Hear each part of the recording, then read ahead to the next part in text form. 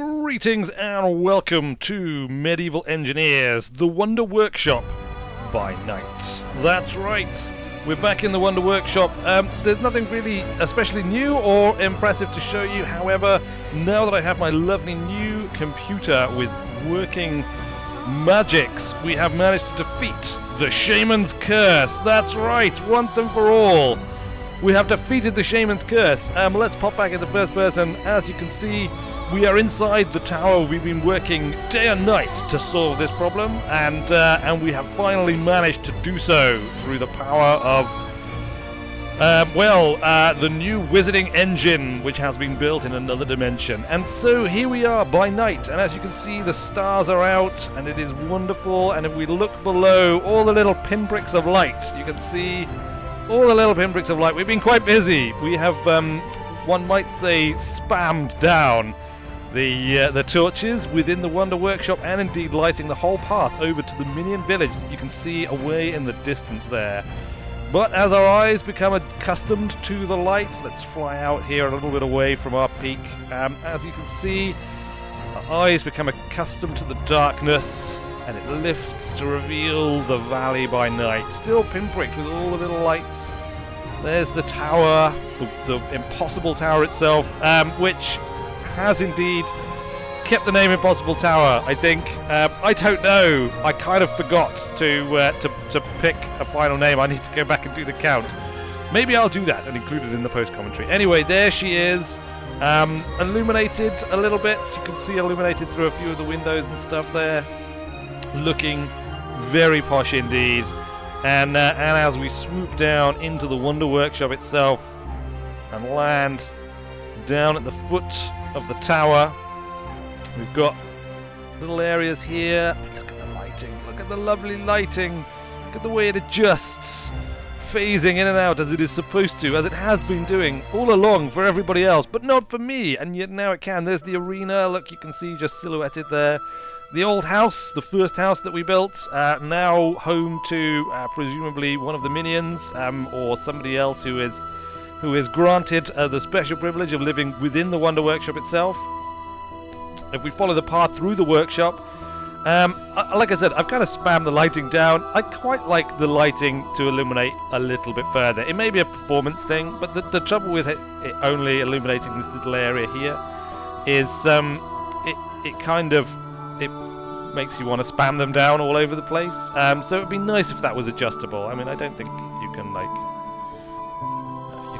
I don't think you can do anything about it. I think that is indeed the maximum length that they will illuminate to. Maybe they'll tweak that in the future. Maybe they'll add sort of like larger areas and stuff for some lighting effects. It would be nice. It would be nice if they sort of tailed off a bit, but still illuminated reasonably well to the distance. Because of the eye adjustment, like whenever you're in close to one of these, like everything else just kind of like fades away and becomes just total blackness. Like, you know, literally a few feet away from the light, total blackness.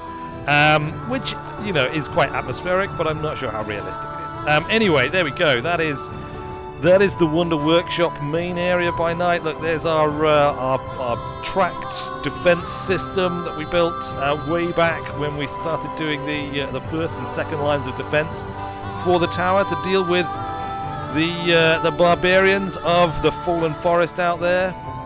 Let's go and have a look. Look, there it is, the Fallen Forest, the sign illuminated. Oops. Yes.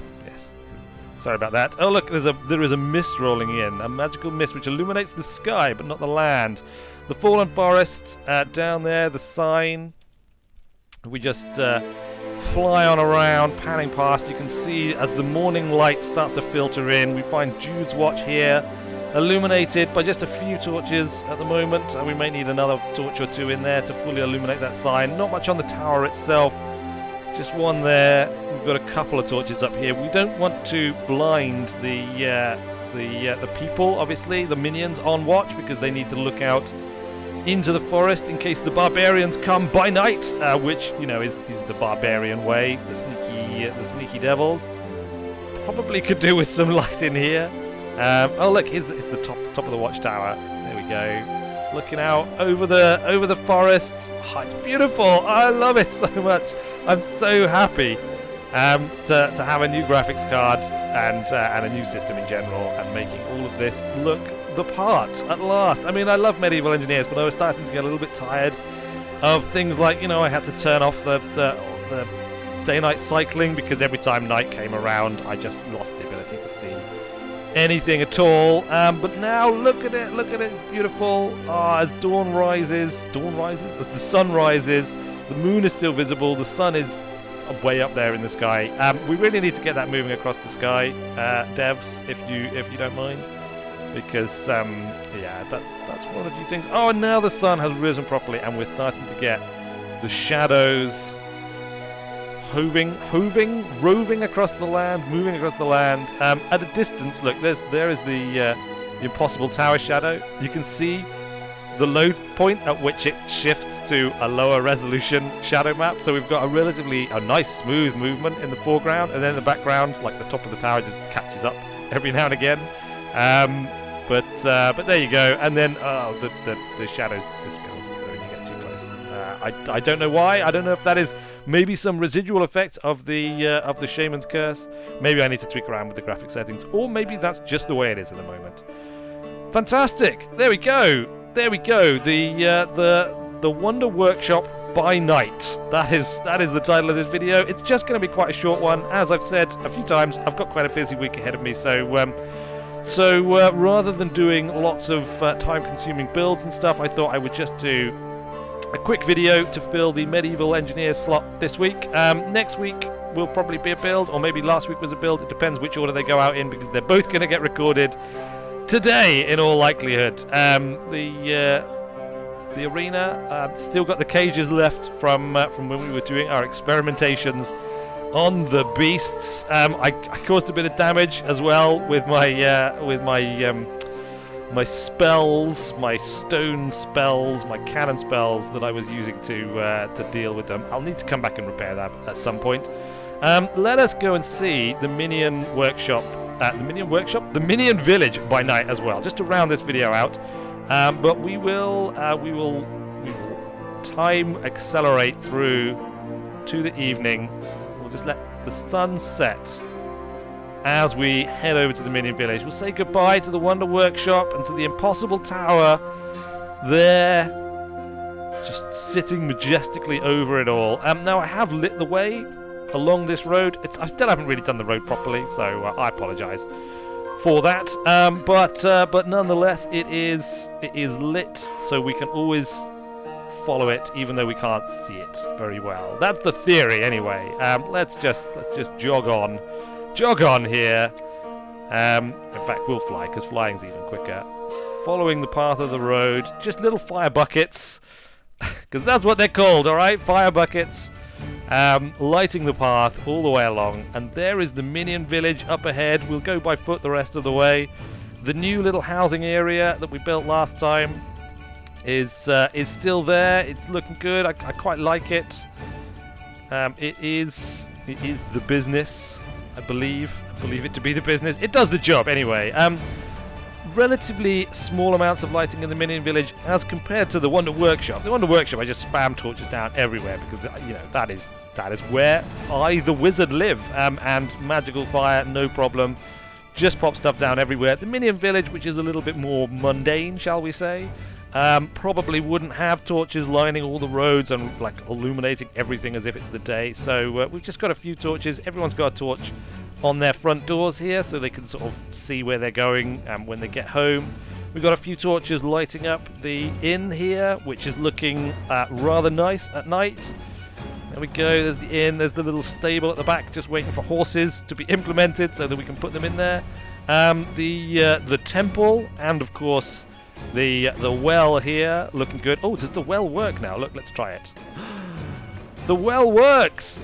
The well works! The Shaman's Curse has been well and truly defeated. We have brought the bucket up from the depths of the well. It's bouncing around quite a lot. It seems to be perpetually bouncing. In fact, let's just try slacking this off a little bit. Down. Down. Down. It's still bouncing around rather a lot. Well, never mind. We'll hopefully it'll have stopped at some point. Might need to put 2 ropes on it or something to give it a more a more stable type of lift there. But anyway, we'll leave that for now. Here is the temple, of course. We still haven't done any renovation work on the temple. That may be the build that I do. It's either going to be reworking the temple, or it's going to be building a blacksmith, I think, down there, or possibly like middle-class minion houses, like a slightly larger version of those minion houses. I haven't decided yet. We will see. We will see. Inside the temple, of course, is the altar, which I have just realised needs to be finished. It seems to have a thing on that end, but not on the other end. We'll come back and we'll fix that at some point. Of course, out the back of the minions, the minions. Actually, we don't even have. Look, we haven't even put lighting down in here yet.